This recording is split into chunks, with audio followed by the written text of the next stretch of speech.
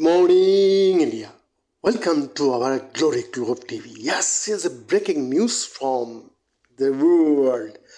President Joe Biden's trips to mark the anniversary of the war in Ukraine is highlighting an even more grave challenge in an era of simultaneous and sometimes intertwined US confrontation with nuclear rebels, Russia and China.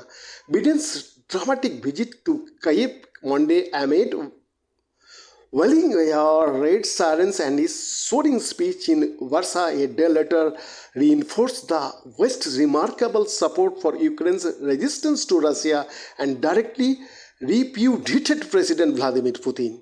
But Putin issued his riposte in an annual address framing the war in Ukraine as a wider existential battle against the West. After Biden vowed the US will be with Ukraine for as long as it takes, Putin's speech underlined just how long that may be, raising the possibility of more years of war that will stress the commitment of Western governments and population to the cause.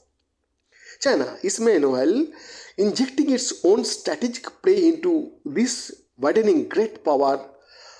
Baruha, it sent its top diplomat Wang Yi his ears ringing with US warnings not to send Russia arms to use in Ukraine to Moscow for high-level talks, even as a Sino-American spy balloon feud simmers. This week's developments do not mean that the future national security threats to the US from Beijing and Moscow are the same. The war in Ukraine has often exposed Russian weakness, while worries about China's rising power will preoccupy Washington for much of this century, and the two US foes are not locked in a formal alliance against the US, even if both see ways that they can advance their own aspiration to harm American interest and power by working together.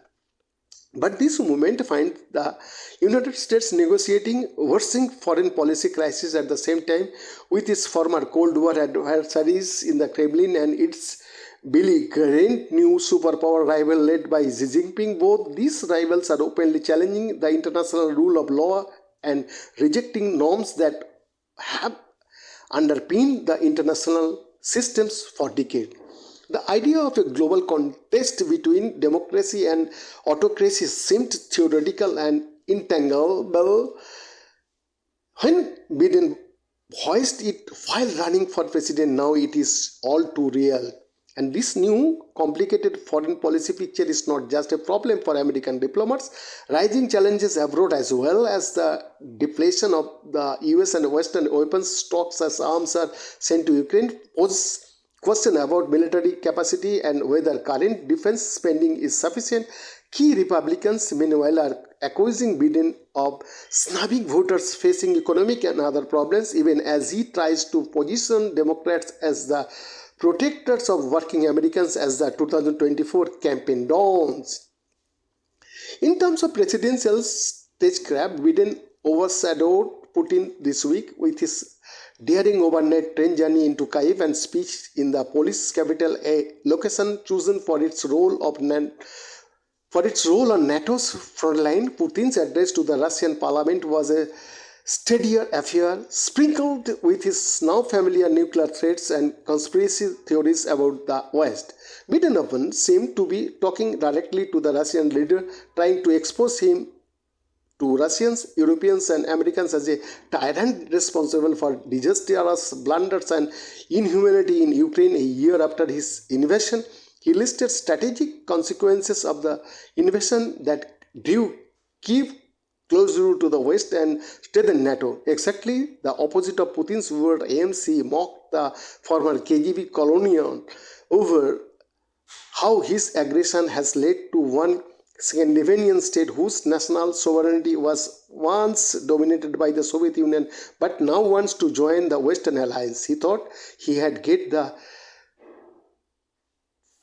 Finlandization of NATO. Instead, he got the NATOization of Finland and Sweden.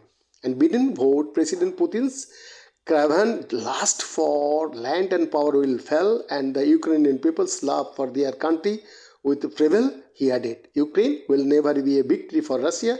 That may be the case, but Putin made clear in his speech that there was no prospect of the war ending soon. In telling Russians the conflict was critical to their own nation's existence and part of an effort by the West to attack Russia, he set the stage for months more bloodshed and narrowed even further already distant avenues for some kind of face-saving exit if Russia does not prevail.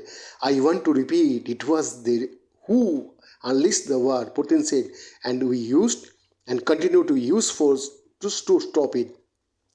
To Western Earth, Putin seems to be living in an alternative reality, and Biden contradicted his claims of Western imperialism, saying, I speak once more to the people of Russia.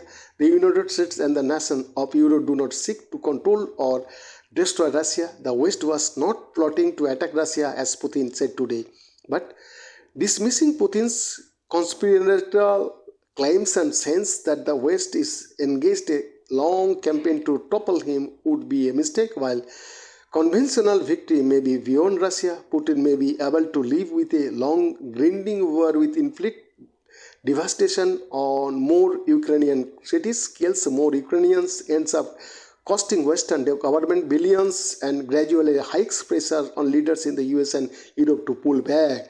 The Russian leaders will likely be watching rising opposition to Biden's involvement in the war among conservatives in the US on Monday. For instance, Florida Governor Ron DeSantis hinted on the very day that Biden was standing with Ukrainians in Kyiv that the future of Ukraine would not be priority should he win the White House.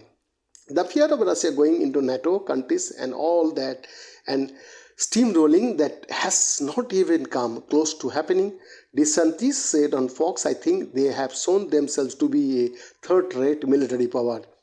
Comments by DeSantis and other Republicans like Housekeeper Kevin McCarthy, who has warned against a black check to Kyiv, so that while Biden can promise the US is a Kyiv for as long as it takes, he cannot guarantee it. The 2024 election may be as crucial for Ukraine as it is for the United States. Behind the report, Glory Group TV.